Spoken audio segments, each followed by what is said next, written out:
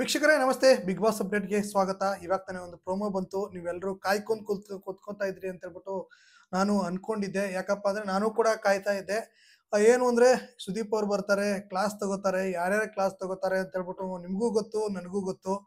ಏನಪ್ಪಾ ಅಂತಂದ್ರೆ ವಾರ ಎಲ್ಲ ಏನ್ ಇಡೀ ವಾರ ಏನ್ ನಡೆದಿರುತ್ತೆ ಅದ್ರ ರಿಲೇಟೆಡ್ ಆಗಿ ಕಿಚ್ಚ ಸುದೀಪ್ ಅವರು ಮಾತಾಡ್ತಾರೆ. ಇವತ್ತಿನ ಶನಿವಾರದ ಎಪಿಸೋಡ್ ಅಲ್ಲಿ ಆಲ್ರೆಡಿ ಪ್ರೋಮೋ ಕೂಡ ಬಂದಿದೆ ಅಂತಾನೆ ಹೇಳ್ಬೋದು. ಯಾರ್ಯಾರಿಗೆ ಗ್ರಹಚಾರ ಬಿಡಿಸ್ತೀನಿ ಅನ್ನೋ ಒಂದು ಮಾತನ್ನು ಕೂಡ ಹೇಳಿದ್ದಾರೆ ಇದರಲ್ಲಿ.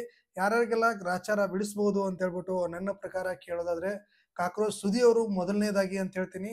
ಯಾಕಪ್ಪ ಅಂತಂದ್ರೆ ಒಂದು ಪದನ ಯೂಸ್ ಮಾಡ್ತಾರೆ, ಸೆಡೆ ಅನ್ನುವ ಒಂದು ಪದನ ಯೂಸ್ ಮಾಡ್ತಾರೆ.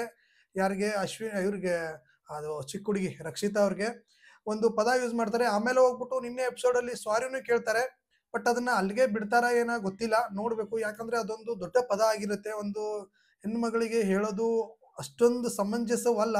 ಹುಡುಗರಿಗೆ ಹೇಳಿದ್ರೆ ಅದು ಕ್ಲೋಸ್ ಇರೋರ್ಗೆ ಹೇಳಿದ್ರೆ ಓಕೆ. ಬಟ್ ಒಂದು ಹೆಣ್ಣಿಗೆ ಹೇಳೋದು ಅದು ಅಲ್ಲದೆ ಅದನ್ನ ಆ, ಅಂದ್ರೆ ಮ್ಯಾನಿಪುಲೇಟ್ ಮಾಡ್ಬಿಟ್ಟು ಇಲ್ಲ, ಒಂದು ಸೆಡೆ ಅನ್ನೋ ಒಂದು ಪದ ಏನಿದೆ ಆ ಪದ ಬಂದ್ಬಿಟ್ಟು ಚಿಕ್ಕವ್ರಿಗೆ ಹೇಳುವಂತ ಒಂದು ಪದ. ಚಿಕ್ಕವರು ಅನ್ನೋ ಒಂದು ಪದನ ಅಂದ್ರೆ ಅರ್ಥನ ಕೊಡುವಂತ ಒಂದು ಪದ ಅಂತ ಹೇಳಿದ್ರು. ಬಟ್ ಅದರ ಅರ್ಥ ಬೇರೆನೇ ಇದೆ. ಇಡೀ ಕರ್ನಾಟಕಕ್ಕೆ ಗೊತ್ತು ಆ ಪದದ ಅರ್ಥ ಏನು ಅಂತ ಹೇಳ್ಬಿಟ್ಟು.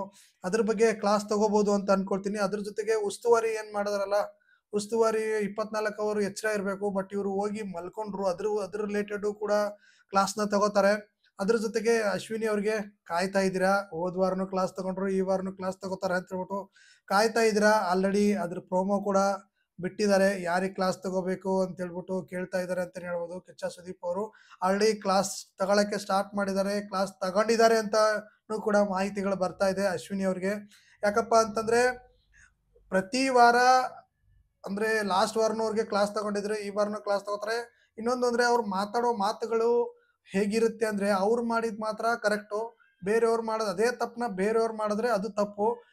ಲಾಸ್ಟ್ ವಾರ ಮಂಜು ಭಾಷಿನಿ ಅವರು ಅದೇ ರೀತಿ ಇನ್ನೊಬ್ರು ಇದ್ರಲ್ಲಿ ಜೈಲಲ್ಲಿ ಇದ್ದಾಗ ಕೇಕ್ ಕೊಡಬೇಡ ಅನ್ನೋ ಒಂದು ವಿಚಾರಕ್ಕೆ ಇವರೇ ಗಲಾಟೆನ ಮಾಡಿರ್ತಾರೆ. ಕೇಕ್ ತಿನ್ನಬಾರ್ದು ಅನ್ನೋ ವಿಚಾರಕ್ಕೆ ಗಲಾಟೆ ಮಾಡಿ ಮನೆ ಮಂದಿಗೆಲ್ಲ ಒಂದು ಇದೆಲ್ಲ ಬಂದಿರಲ್ಲ. ಅದಕ್ಕೆ ಮನೆ ಮನೆ ಮಂದಿಗೆಲ್ಲ ಪನಿಷ್ಮೆಂಟ್ ಆಗಿರುತ್ತೆ. ಅದು ಗೊತ್ತಿದ್ರೂ ಕೂಡ ಈ ವಾರ ಆಪಲ್ ತಿನ್ನೋದಾಗಿರ್ಬೋದು, ಅದೇ ರೀತಿ ಸುಮ್ನೆ ಬೇಕು ಬೇಕು ಅಂತ ಬಾತ್ರೂಮ್ಗೆ ಹೋಗೋದಾಗಿರ್ಬೋದು. ಈ ರೀತಿ ಎಲ್ಲ ಆದಾಗ ಕ್ಲಾಸ್ ತಗೊಳ್ಳೇಬೇಕು. ಇಡೀ ಕರ್ನಾಟಕದ ಜನತೆ ಕಾಯ್ತಾ ಇದ್ದಾರೆ ಕ್ಲಾಸ್ ತಗೋಬೇಕು ಅಂತ. ಒಂದು ವಿಚಾರನ ನಾನು ಇಲ್ಲಿ ಹೇಳಲೇಬೇಕು. ಏನಪ್ಪಾ ಅಂದ್ರೆ ಅಶ್ವಿನಿ ಗೌಡ ಅವರು ಹೊರಗಡೆ ಇದ್ದಾಗ ಅಂದ್ರೆ ಬಿಗ್ ಬಾಸ್ಗೂ ಮುಂಚೆ ಅವ್ರಿಗೆ ಒಂದು ವ್ಯಾಲ್ಯೂ ಅನ್ನೋದು ಇತ್ತು. ಒಂದು ರೇಂಜ್ಗೆ ಇದ್ರು ಅವರು. ಕನ್ನಡ ಪರ ಹೋರಾಟಗಾರರು, ಅದೇ ರೀತಿ ಆರ್ಟಿಸ್ಟ್ ಆಗಿದ್ರು. ಅದೇ ರೀತಿ ಅವ್ರದ್ದು ಕೋಟ್ಯಾಂತರ ರೂಪಾಯಿ ದುಡ್ಡಿರೋದಾಗಿರ್ಬೋದು, ಶ್ರೀಮಂತರಾಗಿರ್ಬೋದು.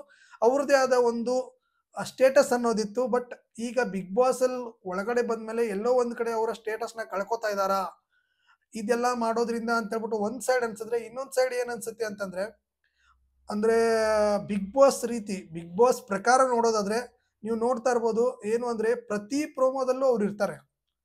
ಪ್ರತಿ ಪ್ರೋಮೋದಲ್ಲೂ ಅವ್ರು ಇರ್ತಾರೆ. ಅದ್ರ ಜೊತೆಗೆ ಏನು ಅಂದ್ರೆ ಎಪಿಸೋಡ್ ಏನು 1.5 ಗಂಟೆ ಏನ್ 9:30 ಇಂದ 11 ಗಂಟೆವರೆಗೂ ಏನ್ ಎಪಿಸೋಡ್ ಆಗುತ್ತೆಯೋ ಅದರಲ್ಲಿ 60-70% ಅವರೇ ಇರ್ತಾರೆ. ಅದರಿಂದ ಗೊತ್ತಾಗ್ಬೇಕು ಏನಂದ್ರೆ ಅಟೆನ್ಷನ್ ತಗೋತಾ ಇದ್ದಾರೆ. ನಾನು ಈ ರೀತಿ ಮಾಡಿದ್ರೆ ಅಟೆನ್ಷನ್ ಸಿಗುತ್ತೆ, ನಾನು ಈ ರೀತಿ ಮಾಡಿದ್ರೆ ನನ್ನ ಜಾಸ್ತಿ ತೋರಿಸ್ತಾರೆ ಅನ್ನೋ ಒಂದು ಎಲ್ಲಾನು ಮೈಂಡಲ್ಲಿ ಇಟ್ಕೊಂಡು ಹಳೆ ಸೀಸನ್ಗಳೆಲ್ಲಾನು ನೋಡ್ಕೊಂಡ್ ಬಂದು ಮಾಡ್ತಾ ಇದಾರೆ ಅಂತ ಹೇಳ್ಬಿಟ್ಟು ನನಗನ್ಸುತ್ತೆ. ಇದೆಲ್ಲ ನೋಡಿದಾರೆ ಅವರು. ಉಳಿದವ್ರು ನೋಡಿದಾರೋ ಗೊತ್ತಿಲ್ಲ, ಎಲ್ಲಾ ನೋಡಿದ್ದಾರೆ. ಲಾಸ್ಟ್ ಸೀಸನ್ ಅಲ್ಲೂ ಕೂಡ ಜೈಲಿಗೆ ಹೋದವರು ಇದನ್ನ ತರಕಾರಿನ ಕಟ್ ಮಾಡದೇ ಇರೋದಾಗಿರ್ಬೋದು, ಆಟ ಆಡ್ಸಿರೋದಾಗಿರ್ಬೋದು. ಅದೇ ರೀತಿನ ಈ ಸಲನು ಮಾಡಿದ್ದಾರೆ. ತರಕಾರಿ ಕಟ್ ಮಾಡಿಲ್ಲ, ಅದಕ್ಕೋಸ್ಕರ ಅದನ್ನ ಆ ರಘು ಅವರು ಒಂದು ಪಲಾವ್ ತರ ಮಾಡಿ, ಇಲ್ಲ ಅಂದ್ರೆ ಪುಳಿಯೋಗರೆ ತರ ಮಾಡಿ ತಿಂದಿದ್ದಾರೆ. ಬಟ್ ಆಪಲ್ ತಿನ್ನೋದಾಗಿರ್ಬೋದು, ಅದೇ ರೀತಿ ಒಳಗಡೆಯಿಂದ ಹೊರಗಡೆ ಬರೋದಾಗಿರ್ಬೋದು ಜೈಲಿಂದ, ಇದೆಲ್ಲ ಅಫೆನ್ಸು ಅಥವಾ ಇದೆಲ್ಲ ತಪ್ಪನ್ನ ಹಿಡಿದು ಇಡೀ ಮನೆಗೆ ಶಿಕ್ಷೆ ಕೊಡುವಂತಹ ಒಂದು ಟೈಮ್ ಅಂತಾನೆ ಹೇಳ್ಬೋದು. ಅಕಸ್ಮಾತ್ ಏನಾದ್ರು ಮನೆಗೆ ಶಿಕ್ಷೆ ಕೊಟ್ರು ಅನ್ಕೊಳ್ಳಿ, ಅವ್ರ ವಿರುದ್ಧ ಯಾರು ಹೇಳಕ್ ಹೋಗಲ್ಲ. ಒಬ್ರಿಬ್ರು ಹೋಗಿ ಹೇಳ್ಬೋದು, ಗಿಲ್ಲಿ ನಟ ಆಗ್ಬೋದು. ಅದೇ ರೀತಿ ಒಬ್ರು ಇಬ್ರು ಹೋಗ್ಬಿಟ್ಟು ಪ್ರಾಬ್ಲಮ್ ಅಮ್ಮ ಹಿಂಗ್ ಮಾಡ್ಬಾರ್ದಾಗಿತ್ತು, ನೀವು ಹೀಗ್ ಮಾಡಿದ್ರಿಂದಾನೇ ನಮಗ್ ಶಿಕ್ಷೆ ಆಯ್ತು ಅಂತ ಹೇಳ್ಬಿಟ್ಟು ಎದುರು ವಾದಿಸಿ ಮಾತಾಡ್ಬೋದು. ಬಟ್ ಉಳಿದಿರೋರು ಯಾರಿಗೂ ಕೂಡ ಅಲ್ಲಿ ಧೈರ್ಯ ಇಲ್ಲ ಎದುರು ವಾದಿಸಿ ಮಾತಾಡಿ. ಅದೇ ರೀತಿ ಅವರಿಗೆ ಬಾಯಿಗೆ ಬೈಕ್ ಕೊಡಕ್ಕೆ ಯಾರು ಕೂಡ ರೆಡಿ ಇಲ್ಲ ಅಂತ ಹೇಳ್ಬೋದು. ಅಂದ್ರೆ ಆ ರೀತಿ ಮಾತಾಡ್ತಾರೆ. ನೀವು ಮೊನ್ನೆ ತಾನೇ ನೋಡಿದ್ರಿ ಕಾವ್ಯ ಜೊತೆ ಆಗಿರೋದು ಅನ್ನೋ ಒಂದು ಪದನ ಯಾವ ರೀತಿ ಮಾಡಿದ್ರು ಅಂತ ಹೇಳ್ಬಿಟ್ಟು. ಅವ್ರು ಮಾಡಿದ್ರೆ ಮಾತ್ರ ಅವ್ರು ಬೇಕಾದ್ರೆ ಯಾರಿಗ್ ಬೇಕಾದ್ರೂ ಅನ್ಬೋದು, ಕಚಡ ಅನ್ಬೋದು, ಇಲ್ಲ ಅಂದ್ರೆ ಚೈಲ್ಡ್ ಅನ್ಬೋದು, ಇನ್ನೊಂದು ಮತ್ತೊಂದು ಎಸ್ ಕ್ಯಾಟಗರಿ ಅನ್ಬೋದು, ಏನೋ ಒಂದು ಅನ್ಬೋದು. ಅವ್ರಂದ್ರೆ ನಡೆಯುತ್ತೆ. ಅದೇ ರೀತಿ ಬೇರೆಯವರು ಒಂದೇ ಒಂದು ಪದ ಅಂದಿದ್ರೆ ಲಾಸ್ಟ್ ಟೈಮ್ ಕಾಕ್ರೋಚ್ ಅವರು ನೋಡ್ಬೇಕು. ಕಾಕ್ರೋಚ್ ಅವರು ಕಿಚ್ಚನ ಜೊತೆ ಇದ್ದಾಗ ಒಂದ್ ಮಾತಾಡುವಾಗ ಹೇಳಿದ್ರು. ಆ ಎಮ್ಮ ಅಂತೇಳಿ ಒಂದು ಪದಾನ ಯೂಸ್ ಮಾಡಿದ್ರು. ಆ ಪದಾನ ಯೂಸ್ ಮಾಡಬೇಡಿ ಅಂತ ಹೇಳ್ಬಿಟ್ಟು ರಿಟರ್ನ್ ಕೊಟ್ರು. ಅದೇ ವೇದಿಕೆಯಲ್ಲೇ ರಿಟರ್ನ್ ಕೊಟ್ರು. ಆ ವೇದಿಕೆಯಲ್ಲಿ ರಿಟರ್ನ್ ಕೊಡೋದು ಗೊತ್ತಿರುತ್ತೆ. ಬೇರೆಯವ್ರಿಗೆ ಯೂಸ್ ಮಾಡಬಾರ್ದು ಅನ್ನೋ ಗೊತ್ತಿರಲ್ವಾ ಅಂತ ಹೇಳ್ಬಿಟ್ಟು ಇಡೀ ಕರ್ನಾಟಕದ ಜನತೆ ಹೇಳ್ತಾ ಇದೆ. ಕರ್ನಾಟಕ ಜನತೆ ಉಗಿತಾ ಇದ್ದಾರೆ ಅಂತಾನೆ ಹೇಳ್ಬೋದು.